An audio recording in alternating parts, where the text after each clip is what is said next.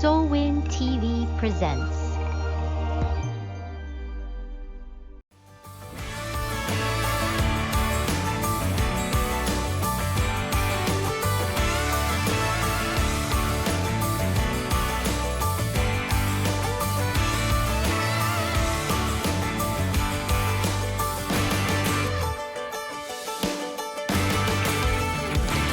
Faith and Hope with Sweet Tea and Sass, encouraging couples to reconnect with God and with each other so they can live their happily ever after too. Hello, everybody. Welcome to the next episode of Sweet Tea and Sass. We are coming to you from the hot state of Texas. Oh, it is hot right now. It's unbelievably hot. 100 plus for weeks on end. Yes. Thank goodness for air conditioning and shade. Cooking our grits. Yeah. Overcooking our grits. For those who like grits. Yeah, that wouldn't be sweet tea. No, I don't care for grits. I like them. Anyway, this week's episode, we are continuing our conversation on who we are, where we've come from, how we're getting to where we're going, and supporting each other. And learning how to keep our families together, our growing family. Working on keeping our growing. Yes, working on keeping your family growing and together, and all of the chaos that comes along with it, and everything that you got to do. So this week's Bible verse comes out of Isaiah 40. But those who wait upon the Lord shall renew their strength. They shall mount up with the wings as eagles. They shall run and not be weary. They shall walk and not faint. And the key line in that is run and not be weary. Walk and not faint. Yes. Sometimes I seriously thought I was going to faint. So that's a lot. Last episode, we talked about me joining basic training and her coming down there the last week of basic training and spending the week there. And then I left from there and went to tech school up in Wichita Falls. And so that was same distance, just different direction for the drive. But we found out that every weekend, her and our daughter would be able to come up and see me. So she made it a point. Every Friday afternoon, she would pack up and she would come to Wichita Falls, Texas to spend the weekend with me. And yep. And he had a friend in basic training whose wife lived around Tyler. Yep. And we would meet her in Tyler, and she'd leave her car at the gas station and drive with us, which made it nice because I didn't have to make the whole drive by myself with a 16-month-old. And baby number 2 was on the way. So I was 6, 7, 8 months pregnant while you were in basic training. You were almost 9 months because the doctor got mad at you for. Yes. She didn't want you to come up the last 2 weeks I was there. So right. You agreed to stay with mom and dad down in Fort Worth so that you didn't have to drive all that way. So right. And she said, okay. So that's running the roads and. Yep, I was running the roads.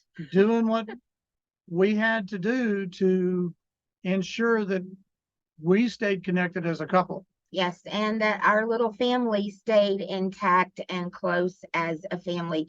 That was so important to me. Growing up without a dad and being in my grandparents were my parents until I was just 5.5 or so when my grandfather passed away, and then being taken away from there by my biological mom, and her and my stepdad establishing a new family, and I never was a great family for me.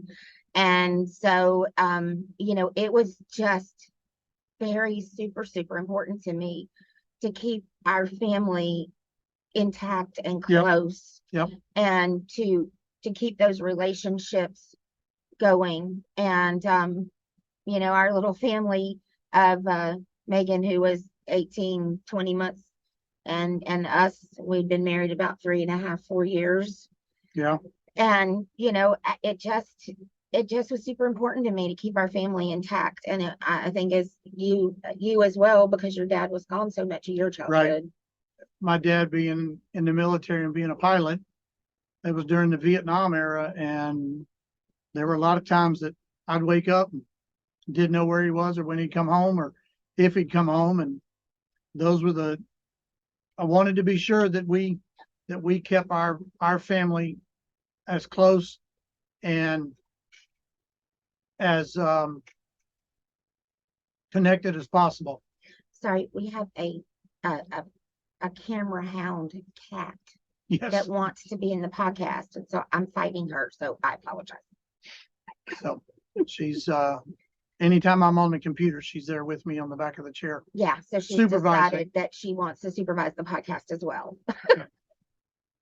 It is what it is, and they're my cats. So Yes, they are his cats. so we will continue to get through this, preferably without supervision from our cat, but we'll press on and make things happen. But anyway, so This is real life, y'all. Real life living in an RV. yeah. So being with family is very important. Making sure that you continue your connection with your spouse and your children Yes. and that intimacy that's there, because that's what keeps you together.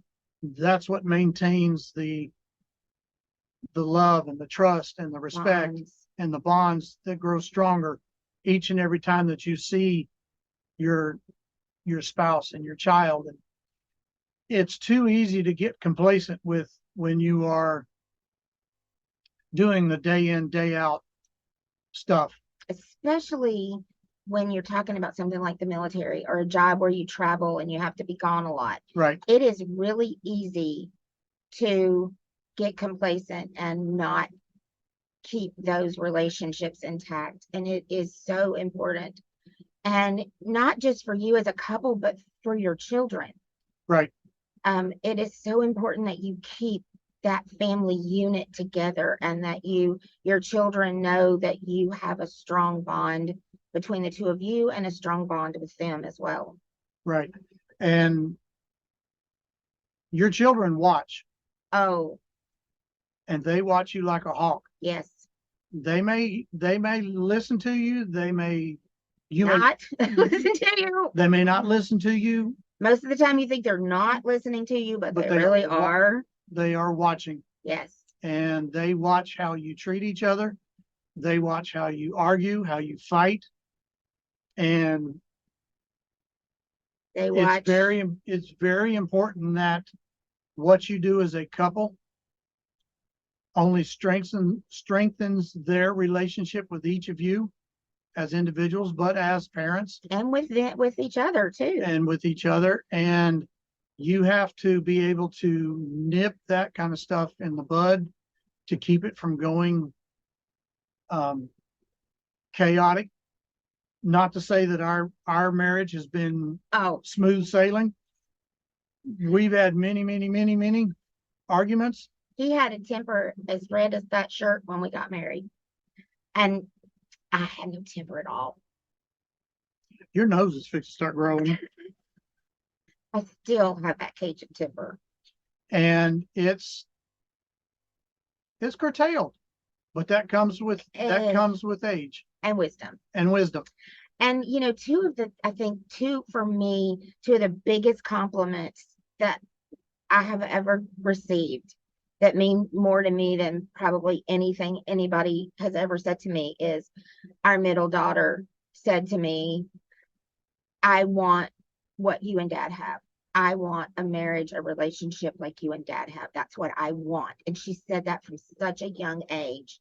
And then when our son was getting married and they were engaged and they were planning the wedding and everything, he said to me, I appreciate the way you and Dad fought, because you fought and you taught us how to fight. You showed us how to fight, but you didn't fight dirty. Right. You didn't undermine each other. You didn't passive aggressive each other. You didn't, you put a jab in there of something you knew would really hurt the other one intentionally. When you fought, you said what you had to say. You went your separate ways if you needed to cool down. You came back and you resolved the issue. And I want to model that. And when you have your kids say to you they want to model what you did, that's huge. Yep. Huge. That's like I can't imagine a bigger compliment. Neither can I. And I thought we were totally screwing up all the time and didn't have a clue what we were doing. We didn't, No, we didn't. It's But- just the grace of God. but God, The grace of God. And apparently, I didn't, from some of the fights I can remember, that's not what I came out of it with. no, But apparently that's what came across to them. And that's what's important is, what they saw right. in the relationship.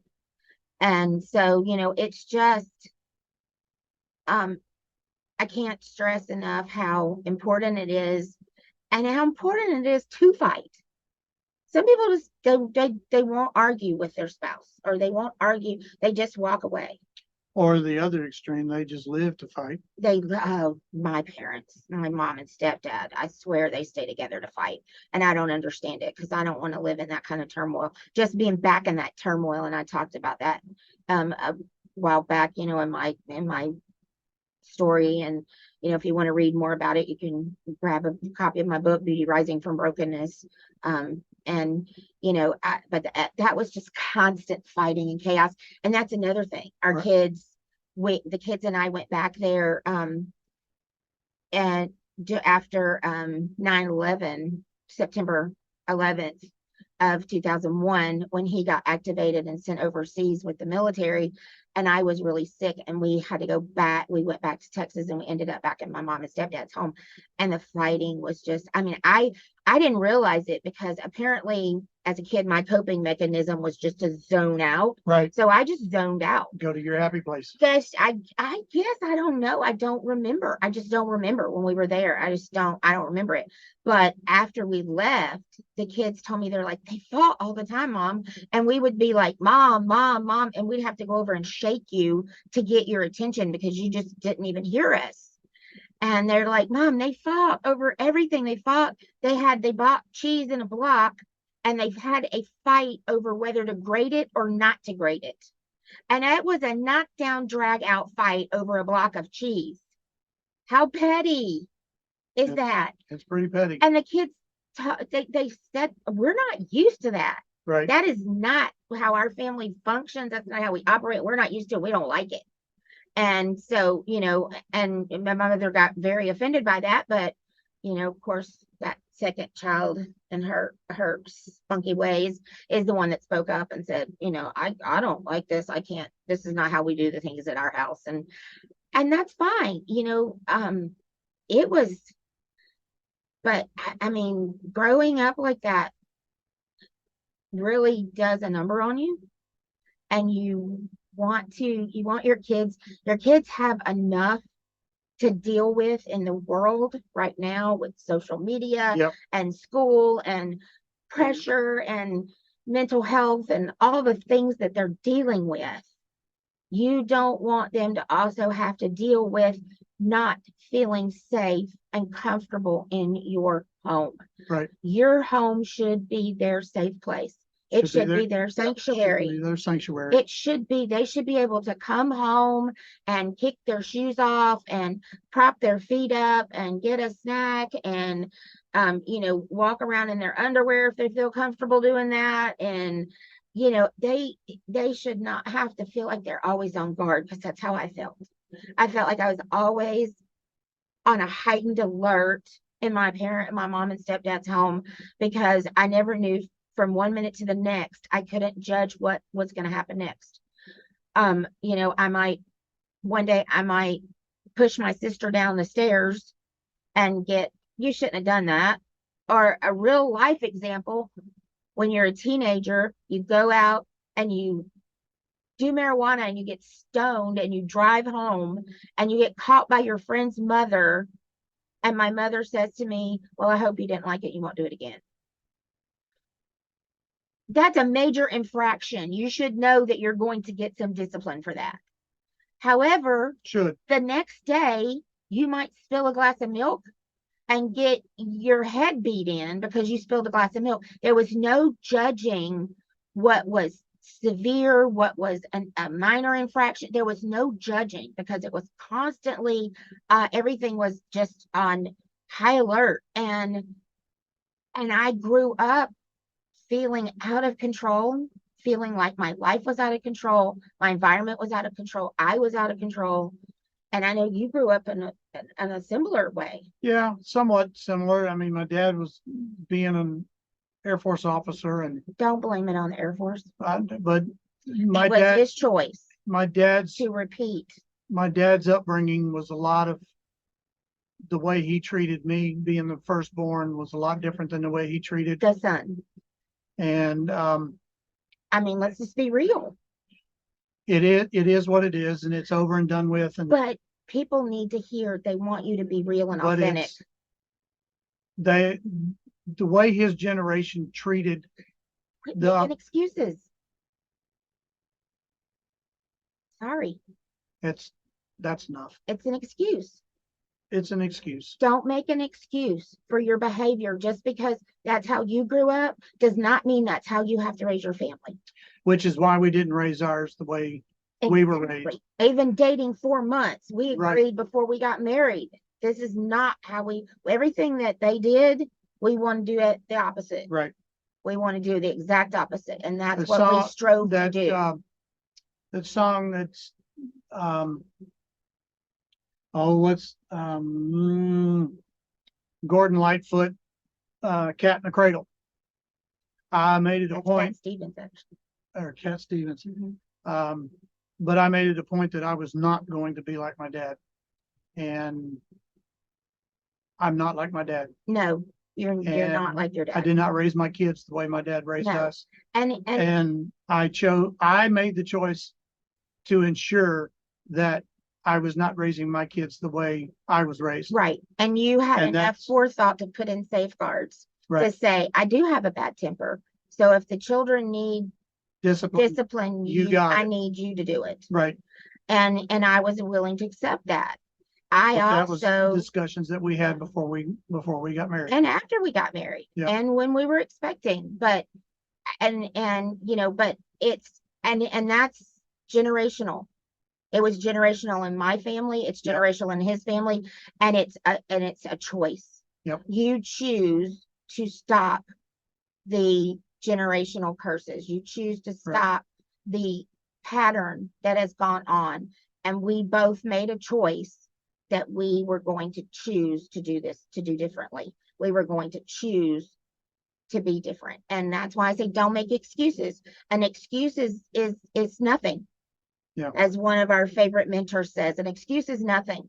It's nothing. It's you giving yourself an out for something you weren't going to do anyway. So don't make excuses. Make a choice. And you can choose to do it or not to do it, And I made the but choice. make a choice. And I Right. made the choice. Yes, you So- did, and so did And I. that's part of what it is.